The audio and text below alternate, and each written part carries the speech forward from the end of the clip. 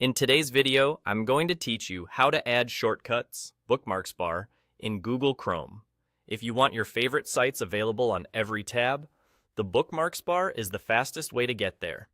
It sits right beneath the address bar and keeps your most used links a single click away, no searching or typing required. First, make sure the bookmarks bar is visible. Look just under the address bar.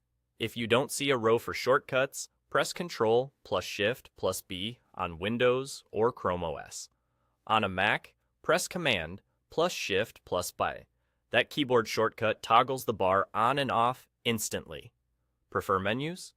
Open Chrome's menu, go to Settings, then Appearance, and switch on Show Bookmarks bar.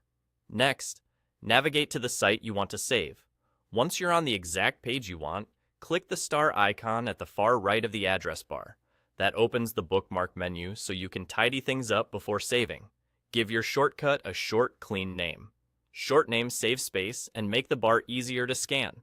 If the site's icon is recognizable, you can even delete the text entirely so only the icon shows, which frees up extra room. Now, check the folder field. Make sure it's set to bookmarks bar so the shortcut appears across all tabs.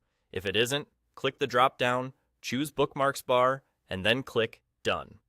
Here's a quick pro tip if you like to place links precisely. Grab the small lock icon to the left of the website address, drag it down to the bookmarks bar, and drop it exactly where you want it. You'll see a small insertion line showing where it will land. You can also rearrange any existing shortcut the same way. Just drag left or right until it's in the perfect spot.